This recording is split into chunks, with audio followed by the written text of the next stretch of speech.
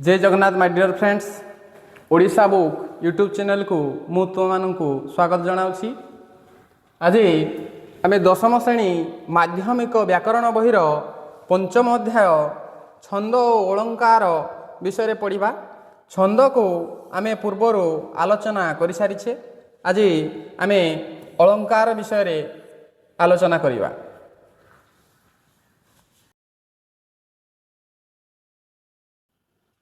आज अलंकार पढ़ा। नारीटीए अलंकार बा गहना पिंधिले जमी तार सौंदर्य द्विगुणित वृद्धि पाए, ठीक सेमिति कविता रचना करिबारे आमे किछि सौंदर्यबोधक उपादान जोग करिथाउ, ताहाको आमे अलंकार कहू। सही अलंकार आम कविता को श्रुतिमधुर करिथाए। ताहले आज आमे अलंकार संपर्क रे संपूर्ण भावे पढ़िबा। साहित्य को सरस सुंदर रमणीय करने को जो सौंदर्य बोधक उपादान आवश्यक ताहाको आमे अलंकार कहू।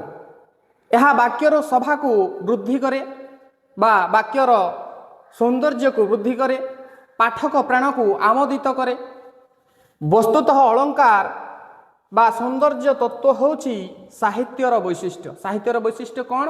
अलंकार प्रयोग। तद्वारा काव्य कविता रमणीय होता है। काव्यर अलंकार को मुख्यतः दुई भाग विभक्त करा जाए। गोटे है शब्दालंकार एवं अन्यटी अर्थालंकार। गोटे शब्दालंकार एवं अन्यटी अर्थालंकार। जहा द्वारा शब्द सरस सुंदर और श्रुतिमधुर हुए ताहाको शब्दालंकार कहुए। अर्थालंकार क्या कहुए?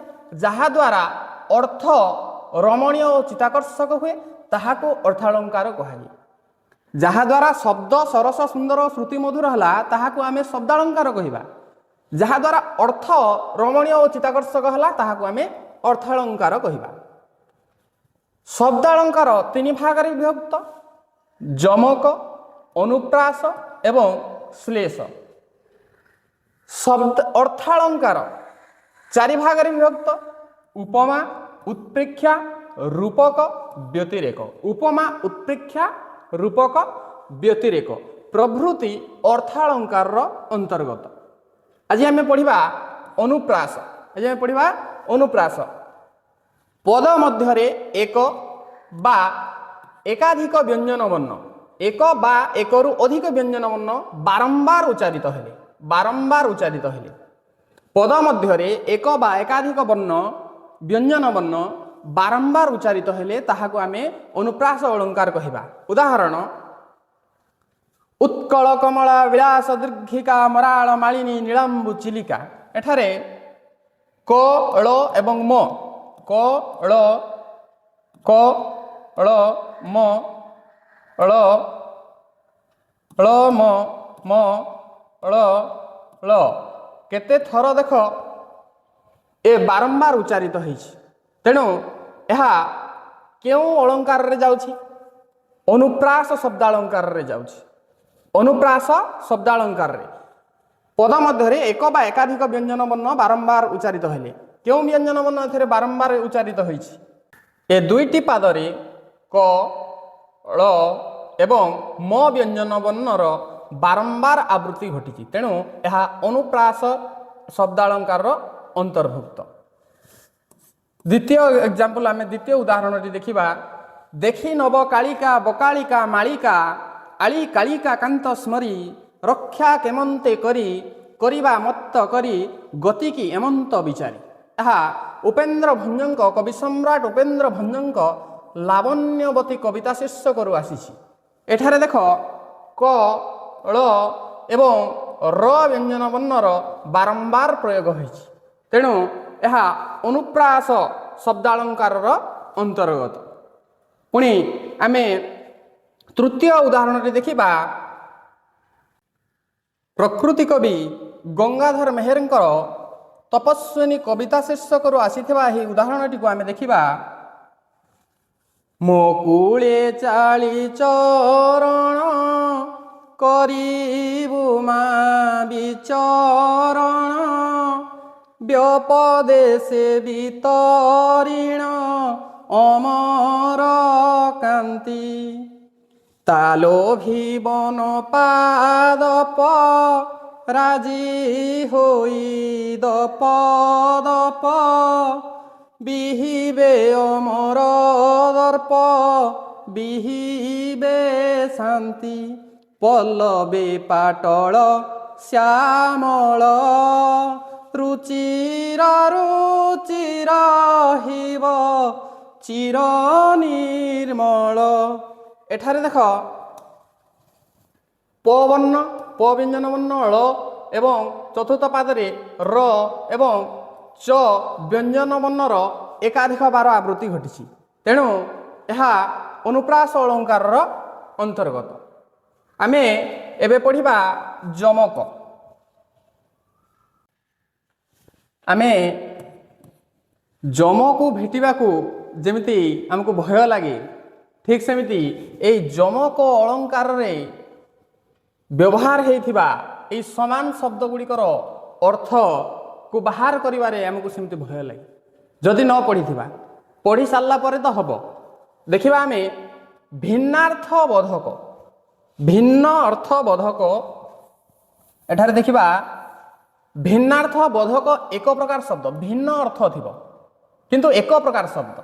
ଭିନ୍ନ ଅର୍ଥ ଥିବ କିନ୍ତୁ ଏକ ପ୍ରକାର ଶବ୍ଦର ବାରମ୍ବାର ଆବୃତ୍ତି। ଭିନ୍ନ ଅର୍ଥ ଥିବା ଏକ ପ୍ରକାର ଶବ୍ଦର ବାରମ୍ବାର ଆବୃତ୍ତିକୁ ଯମକ ଅଳଙ୍କାର କୁହାଯାଏ। ଯେମିତି ଗୋଟେ ଉଦାହରଣ କବି ସମ୍ରାଟ ଉପେନ୍ଦ୍ର ଭଞ୍ଜଙ୍କ ଲାବଣ୍ୟବତୀ କବିତା ଶୀର୍ଷକରୁ ଆସିଥିବା ଏହି କବିତାଟି ଦେଖରେ ନଳିନୀ ନଳିନୀ ନଳିନୀରେ ପୂରିତ ଭ୍ରମନ୍ତି ଭ୍ରମରେ ଭ୍ରମରେ ଭ୍ରମରେ ଶୋଭିତ। ଏଠାରେ ନଳିନୀ ନଳିନୀ ନଳିନୀ ଏକ ପ୍ରକାର ଶବ୍ଦ କିନ୍ତୁ ତିନୋଟି ଯାକର ଭିନ୍ନ ଅର୍ଥ ଅଛି। ଯେମିତି ଦେଖରେ ନଳିନୀ, ପ୍ରଥମ ନଳିନୀ ଏ ପଦ୍ମିନୀ ଜାତୀୟ ସ୍ତ୍ରୀ, ତାଙ୍କ ସ୍ତ୍ରୀଙ୍କୁ ସମ୍ବୋଧନ କରି କବି ସମ୍ରାଟ ଉପେନ୍ଦ୍ର ଭଞ୍ଜ କହୁଛନ୍ତି ଦେଖରେ ନଳିନୀ। ନଳିନୀ ବୋଲି ସମ୍ବୋଧନ କରି ତାଙ୍କ ସ୍ତ୍ରୀଙ୍କୁ ସେ ଡାକୁଛନ୍ତି। କିନ୍ତୁ ଦ୍ୱିତୀୟଟିରେ ଦେଖରେ ନଳିନୀ, ନଳିନୀ ନଳିନୀ ମାନେ ପୁଷ୍କରିଣୀ। ଏଠାରେ ନଳିନୀର ଅର୍ଥ ପୁଷ୍କରିଣୀ। ପୁଷ୍କରିଣୀଟି ନଳିନୀରେ ପୂରିତ। କେଉଁଥିରେ ପୂରିତ ଅଛି? ପଦ୍ମ, ପଦ୍ମ ଫୁଲରେ ପୂରିତ ଅଛି ପୋଖରୀଟି। ତାଙ୍କ ସ୍ତ୍ରୀଙ୍କୁ ଡାକି କହୁଛନ୍ତି ଦେଖରେ ନଳିନୀ, ନଳିନୀ ପୋଖରୀଟି ନଳିନୀରେ ପୂରିତ, ପଦ୍ମ ଫୁଲରେ ପୂର୍ଣ୍ଣ ହୋଇଅଛି। ତାପରେ ଦ୍ୱିତୀୟ ପାଦରେ ଅଛି ଭ୍ରମନ୍ତି। ଭ୍ରମନ୍ତି ଅର୍ଥ ବୁଲନ୍ତି। ଭ୍ରମନ୍ତି ଅର୍ଥ ବୁଲନ୍ତି। ଭ୍ରମରେ, ଭଁର ମାନେ ବୁଲନ୍ତି। ଭଁର, ଭଁର ମାନେ ବୁଲନ୍ତି। ଭ୍ରମନ୍ତି ଅର୍ଥ ବୁଲନ୍ତି। ଭ୍ରମରେ, ଭଁର ମାନେ ଭ୍ରମର ମାନେ ଭ୍ରମରେ ଭୁଲରେ ବୁଲନ୍ତି। ଭୁଲରେ ବା ଛଳରେ ଭୁଲରେ ବୁଲନ୍ତି। ଭ୍ରମନ୍ତି ଭ୍ରମରେ ଭ୍ରମରେ ଭ୍ରମରେ ଏ ଶୋଭିତ। ଭ୍ରମରେ ମାନେ ଭଉଁରୀରେ, ଭ୍ରମରେ ମାନେ ଭଉଁରୀରେ, ପୋଖରୀରେ ଭଉଁରୀରେ ଶୋଭା ପାଏ। କେଉଁମାନେ ବୁଲନ୍ତି? ଭ୍ରମନ୍ତି ମାନେ ବୁଲନ୍ତି। ଭ୍ରମରେ ମାନେ ଭଁର ମାନେ। ଏଠାରେ ଭ୍ରମରେ ଅର୍ଥ ଭୁଲରେ ବୁଲନ୍ତି। ଭ୍ରମରେ ଶୋଭା ପାଉଛି, ଭଉଁରୀରେ ଶୋଭା ପାଉଛି ତା ଅର୍ଥ। ଦ୍ୱିତୀୟ ଉଦାହରଣ ବର ଜୀବ ରସେ ଦେଇ ମାନସ ବରଜି ବରସେ ଅମେଧ୍ୟ ଗ୍ରାସ। ଏହି ଉଦାହରଣଟି ବା ଏହି କବିତାଟି ବଳଦେବ ରଥଙ୍କ ଜଗତେ କେବଳ କବିତା ଶୀର୍ଷକର ଉଦାହରଣ।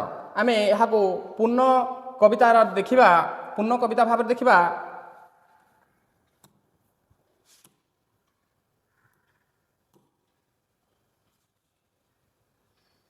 ଆମେ ଅନ୍ୟକୁ ଈର୍ଷା କରି ଅନ୍ୟମାନଙ୍କ ଭଳି ହେବା ପାଇଁ ଚେଷ୍ଟା କଲେ ଜଗତରେ ଆମେ ହସିର ପାତ୍ର ହେବା ବା ହସର ପାତ୍ର ହେବା। ଏହି ଉଦ୍ଦେଶ୍ୟରେ କବି ବର୍ଣ୍ଣନା କରିଛନ୍ତି ବର ଜୀବର ସେ ଦେଇ ମାନସ ବର ଜୀବର ସେ ଅମେଧ୍ୟ ଗ୍ରାସ ଦେହେ ମନ୍ଦାକିନୀ ରଜ ଲଗାଇ ଗ୍ରାମ ସୁକରିକି ହୋଇବ ଗାଇ। ଏହି ପଦକୁ ଗୀତିକାର ରବୀନ୍ଦ୍ର ମହାପାତ୍ର ସହଜରେ କବିତା ମାଧ୍ୟମରେ ବର୍ଣ୍ଣନା କରିଛନ୍ତି। ବରଷେ ଅଖାଦ୍ୟ ଯେତେ କରି ବର୍ଜନ ଗରସକୁ ଯଦି କରିବ ପାନ ଦେହ ସାରା ପୁଣ୍ୟ ଗଙ୍ଗା ଧୂଳି ଲଗାଇ ଗାଁ ଘୁଷୁରିକି କେବେ ହୋଇବ ଗାଇ। ଏହିପରି ହେବ ଯେବେ ବାବୁରେ ଜଗତେ କେବଳ ଜନେ ହସିବେ ଜଗତେ କେବଳ ଜନେ ହସିବେ। ଏହାର ଅର୍ଥ ବର ଜୀବ। ବର ଜୀବର ଅର୍ଥ ଶ୍ରେଷ୍ଠ ଜୀବ, ଯାହାର ଅର୍ଥ ଗାଈ।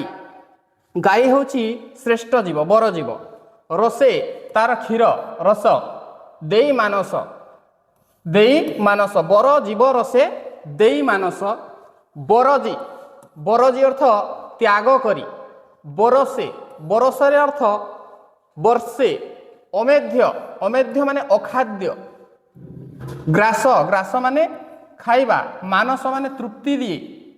ମାନସର ଅର୍ଥ ତୃପ୍ତି ଦିଏ। ଆମକୁ ବରଜୀବ ରସ ମାନେ ଗାଈ କ୍ଷୀର ତୃପ୍ତି ଦିଏ। ବରଜି, ବରଜି ତ୍ୟାଗ କରି। ବରଷେ, ବର୍ଷେ ପର୍ଯ୍ୟନ୍ତ। ଅମେଧ୍ୟ ଅଖାଦ୍ୟ। ଗ୍ରାସ ଖାଇବା। ଦେହେ ମାନେ ଦେହରେ। ମନ୍ଦାକିନୀ ଗଙ୍ଗା, ମନ୍ଦାକିନୀ ମାନେ ଗଙ୍ଗା। ରଜ, ରଜର ଅର୍ଥ ଧୂଳି। ଗ୍ରାମ ସୁକରି, ସୁକରି ଅର୍ଥ ଘୁଷୁରି। କି ହୋଇବ ଗାଈ। ଦେଖ, ବରଷେ ଅଖାଦ୍ୟ ଯେତେ କରି ବର୍ଜନ। ବର୍ଷେ ପର୍ଯ୍ୟନ୍ତ ଯଦି ଜଣେ ଅଖାଦ୍ୟ ବର୍ଜନ କରେ ଏବଂ ଗୋରସକୁ ଗାଈ କ୍ଷୀରକୁ ବର୍ଷେ ପର୍ଯ୍ୟନ୍ତ ପାନ କରିବ ଏବଂ ଦେହ ସାରା ଯଦି ପୁଣ୍ୟ ଗଙ୍ଗା ଧୂଳି ଲଗାଏ, ବରଷେ ଅଖାଦ୍ୟ ସେ ବର୍ଜନ କରିଦିଏ ଏବଂ ସେ ଗୋରସକୁ ପାନ କରେ, ତେବେ ଗାଁ ଘୁଷୁରି କେବେ ବି ସେ ଗାଈ ହେଇପାରିବ ନାହିଁ। ଅନ୍ୟ ତା ଅର୍ଥ ଅନ୍ୟକୁ ଈର୍ଷା କରି ତାପରି ହେବା ଭଳିଆ ଚେଷ୍ଟା କଲେ ଲୋକେ ଆମ ଉପରେ ହସିବେ। ଏହାକୁ ନେଇ ସେ ଲେଖିଛନ୍ତି, ବର ଜୀବର ସେ ଦେଇ ମାନସ ବରଜି ବରଷେ ଅମେଧ୍ୟ ଗ୍ରାସ ଦେହେ ମନ୍ଦାକିନୀ ରଜ ଲଗାଇ ଗ୍ରାମ ସୁକରିକି ହୋଇବ ଗାଈ। ପୁଣି ପଢ଼ିବା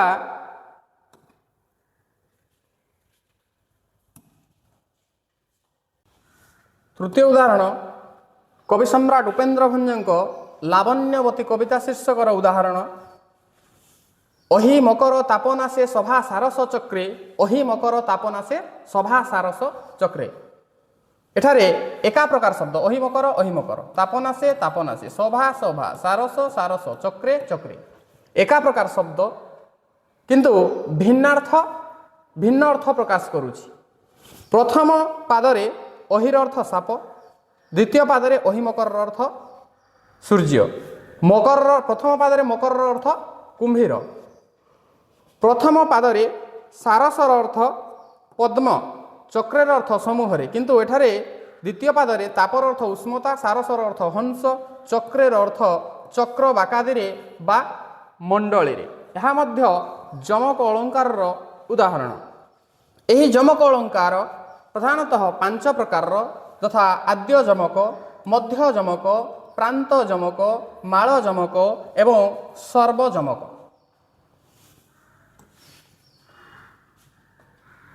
ଆମେ ବର୍ତ୍ତମାନ ଶ୍ଲେଷ ଅଳଙ୍କାର ବିଷୟରେ ପଢ଼ିବା।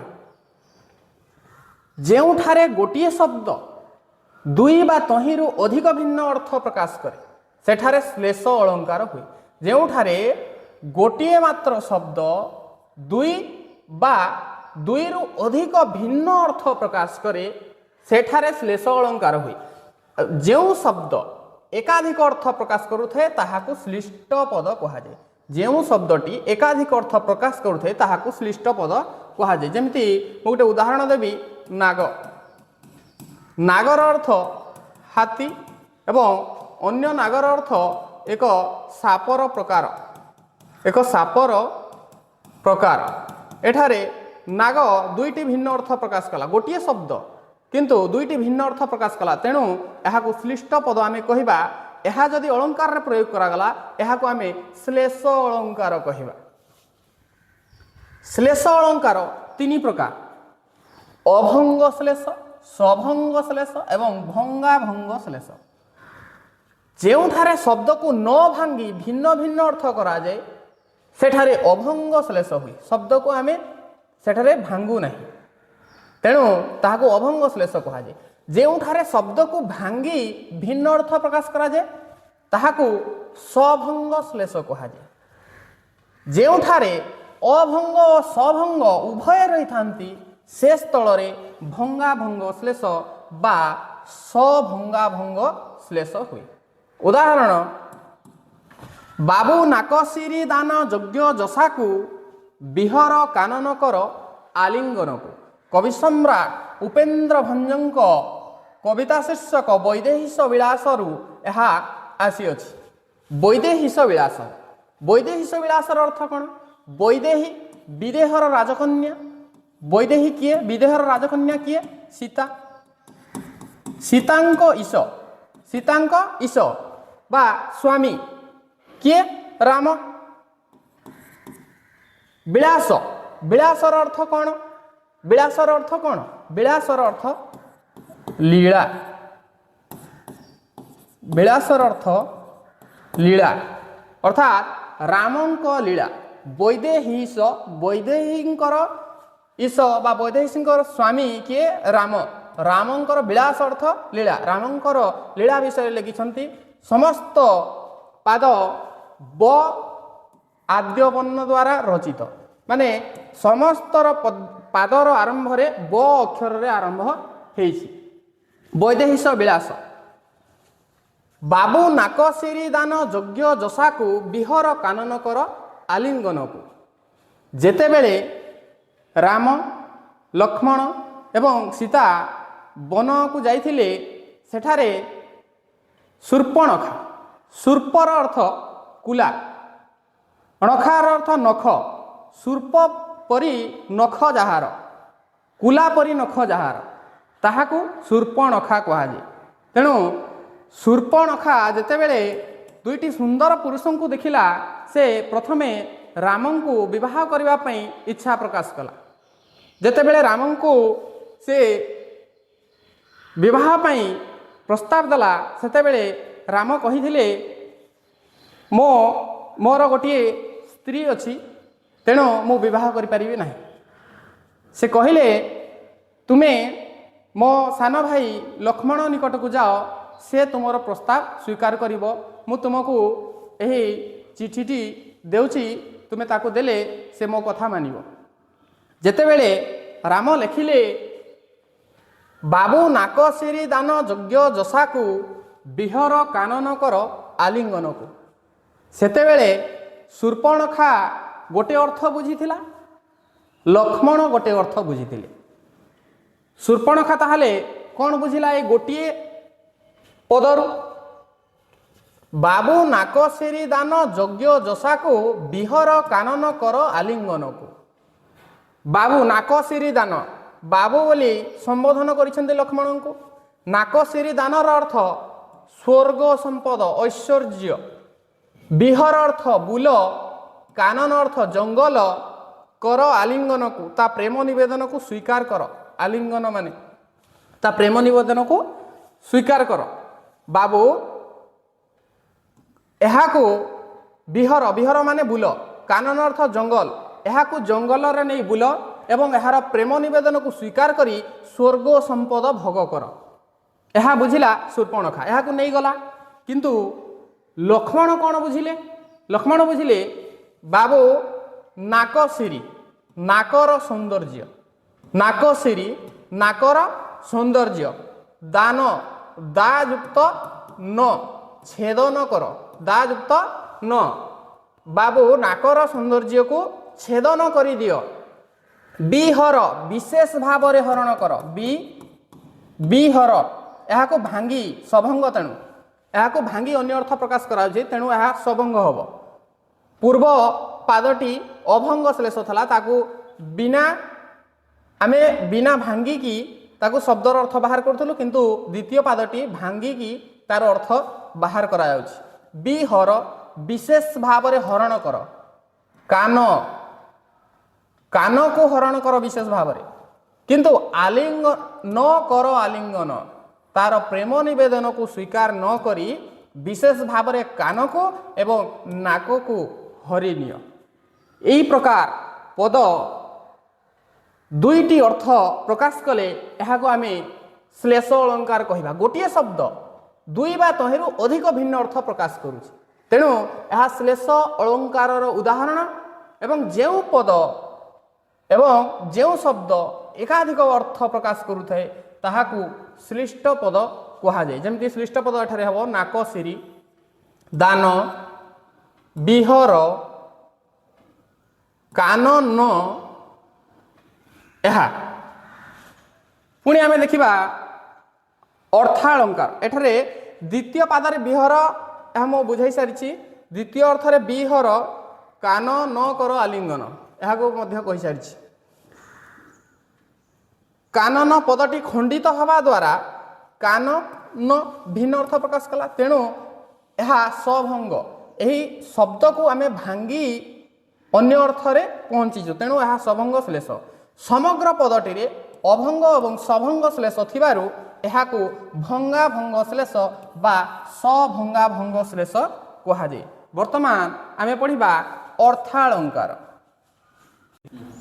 वर्तमान उपमा उपमा अर्थालंकार को आम आलोचना करवा जो वाक्य उपमान उपमेय समान धर्म विशिष्ट होता समान धर्म माने सुंदरता हो कि लंबारे हो कि गुणरे हो से धर्म समान धर्म विशिष्ट होते उपमान और उपमेय और सेमानंक मध्यरे थिबा सादृश्य सेमानंक मध्यरे थिबा सादृश्य परि तुल्य सदृश जेन्ने जेसन सरी यथा प्रभृति साधारण बोधक शब्द द्वारा अभिहित होता है सेठारे उपमा अलंकार हुए जो वाक्य उपमान उपमेय समान धर्म विशिष्ट होता ओ सेमानंक मध्यरे थिबा सादृश्य जमिति परि तुल्य सदृश जेन्ने जेसन सरी यथा प्रभृति साधारण बोधक शब्द द्वारा अभिहित होता है सेठारे उपमा अलंकार हुए जहाँ को तुलना दिया जाए ताहाकू उपमेय कहुए यथा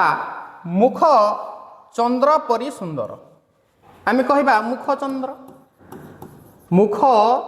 चंद्र परि सुंदर क्या तुलना दि जाए मुख को तुलना दि जाए मुखटी केमिति तेणु जहाँ को तुलना दि जाए ताहाकू उपमेय कहुए जहाँ को तुलना दि जाए ताहाकू उपमेय कहुए एठारे मुख को चंद्र सहित तुलना करा जाइथिबारु मुख उपमेय जहाँ सहित तुलना करा जाए ताहाकू उपमान कहुए जहाँ सहित तुलना करा जाए ताहाकू उपमान कहुए जहाँ को तुलना दिया जाए ताहाकू उपमेय एवं जहाँ सहित तुलना करा जाए ताहाकू आमे उपमान कहू तेणु मुख उपमेय हेब मुख को कहा सहित आमे तुलना करिछे चंद्र सहित तुलना करिछे तेणु चंद्र उपमान एवं मुख उपमेय साधारणतः प्रकृतिर सौंदर्य विभव किंबा अधिक गुणविशिष्ट वस्तु को उपमान भावे ग्रहण कराए जार अधिक गुण थाए से वस्तु को आम उपमान कहवा मुख मुख को चंद्र सहित तुलना कराई मुख चंद्र कहार अधिक गुण चंद्रर अधिक गुण अच्छी तेणु अधिक गुण थिबा वस्तु को आम उपमान बा मेन बोली कहवा उपमान अधिक गुण थिबा वस्तु को आम उपमान कहवा कम गुण थिबा वस्तु को आम उपमेय कहवा उपमेय उपमान को जो साधारण गुण हेतु तुलना करा जाए ताहाको साधारण धर्म कहुए जहाँ को नहीं तुलना करा जाए ताहाको साधारण धर्म कहुए क्या नहीं तुलना कराई सुंदरता को नहीं सुंदरता को नहीं तुलना कराई तेणु एठारे सुंदरता होची साधारण धर्म ऊपर लिखित वाक्य मुख और चंद्र साधारण गुण होची सौंदर्य बा सौंदर्य सुंदरता सौंदर्य समान कथा उपमेय और उपमान मध्य थिबा साधारण धर्म को शब्द संयोग करे अथवा सेमानक सादृश्य को प्रकाश करे ताहाको उपमावाचक शब्द कहुए से उपमावाचक शब्द गुड़िक हेले परि जेन्हे यथा सदृश तुल्य जेसन प्रभृति उपमावाचक शब्द अटे। यही उपमावाचक शब्द जदि आम पद मध्य लगिला तेबे ताहा उपमा अलंकार होइथाय। जेमिति गोटे उदाहरण भक्त कवि मधुसूदन राव कविता शीर्षक शरतरु आसीअछि खंड खंड धला मेघ सुनील अंबरे भासई बोईत जथा नील समुद्र रे। जथा जथा सदृश्यवाचक शब्द बा उपमावाचक शब्द लगिबारु एहा उपमा अलंकार अंतर्गत। खंड खंड धला मेघ सुनील अंबरे भासई बोईत जथा नील समुद्र रे। एठरे उपमेय सुनील अंबरे नील आकाशरे। सुनील अंबरे बा आकाशरे एहा उपमेय। धला मेघ उपमान नील धला मेघ मध्य एठारे उपमेय एवं सुनील अंबरे मध्य उपमेय। किंतु उपमान किए नील समुद्र रे भासुथिबा बोईत। भासई बोईत जथा खंड खंड धला मेघ सुनील अंबरे। खंड खंड धला मेघ नील आकाशरे भासुछि। भासई बोईत जथा नील समुद्र रे। जेमिति नील समुद्र रे बोईत भासे ठीक सेमिति धला मेघखंड नील आकाशरे भासुछन्ति। तेणु कहा सहित तुलना कराइछि जेमिति बोईत नील समुद्र रे भासे। तेणु नील समुद्र रे भासुथबा बोईत हला उपमान एवं सुनील अंबरे धला मेघ एहा उपमेय एहा उपमान। पुणी साधारण धर्म हला भासिबा। दुई जण भासुछन्ति। बोईत भी भासुछि समुद्र रे एवं धला मेघ मध्य आकाशरे भासुछि। तेणु साधारण धर्म हला भासिबा। उपमावाचक शब्द लागिछि जथा। द्वितीय उदाहरण मिशी जाए जथा प्रभाती तारा रवि किरणे मिशी जाए जथा जीवात्मा परमात्मा चरणे मिशी जाए जथा चपला नील जल दंगे मिशीगला तथा अबला सेही नील तरंगे। जथा लागिछि एवं तथा मध्य लागिछि। तेणु उपमावाचक शब्द जेहेतु लागिछि एहा उपमा अलंकार अंतर्गत। चंद्र एहा राधानाथ रायंक चंद्रभागा कविता शीर्षक आसीछि। एठारे उपमेय अबला चंद्रभागा उपमान प्रभाती तारा जीवात्मा चपला साधारण धर्म लीन हो जिबा बा मिसी जिबा। उपमावाचक शब्द जथा एवं तथा। एही पदरे गोटे उपमेय पई तीनोटी उपमान रहिछि। एही मालपमार उदाहरण उत्प्रेक्षा अलंकार आम पढ़ा। प्रकृत वस्तु रे बा उपमेय रे अप्रकृत वस्तु उपमानर बा अप्रकृत वस्तु कौन कहबा उपमान र संभावना बा तर्कणा करागले उत्प्रेक्षा अलंकार हुई।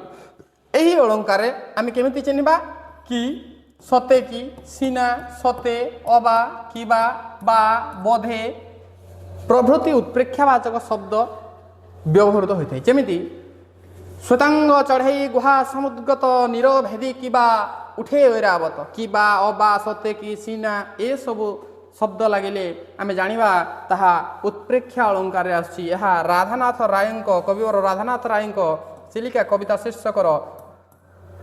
शीर्षकरू आसीअछि। एही पदटी रूपक रूपक अलंकार उपमान और उपमेय मध्य अभेद कल्पित हेले कथित हेले एवं उपमेय रे उपमानर आरोप हेले रूपक अलंकार हुए। उपमान और उपमेय मध्य अभेद कल्पित हेले बा अभेद विषय रे कथित थिले एवं उपमेय रे उपमानर आरोप हेले उपमेय रे उपमानर आरोप हेले रूपक अलंकार।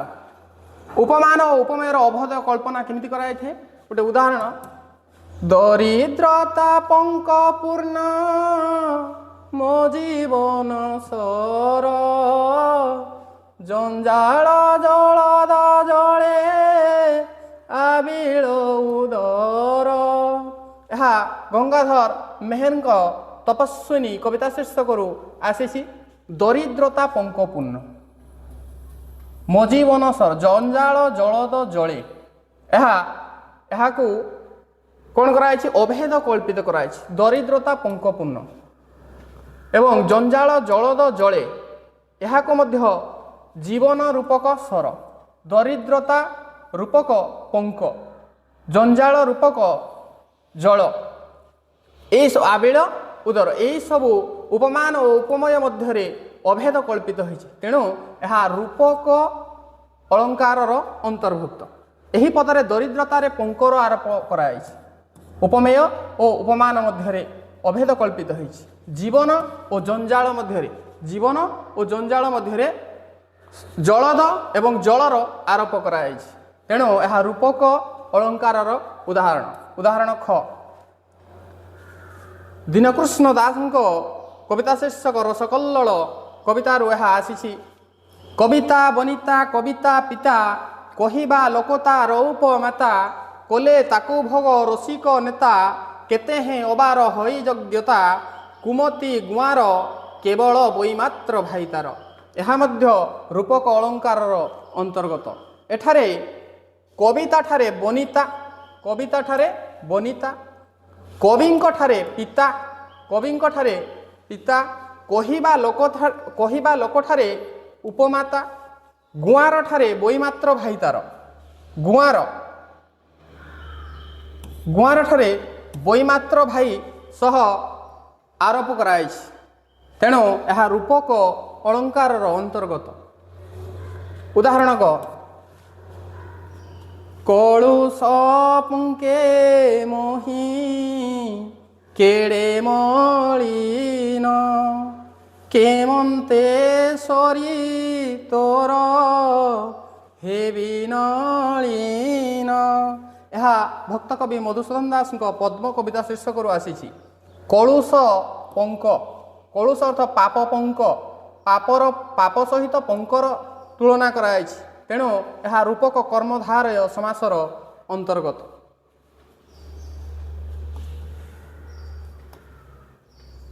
आज एतिकी। नेक्स्ट वीडियो रे आमे यार प्रश्नावली विषय आलोचना करिबा। धन्यवाद।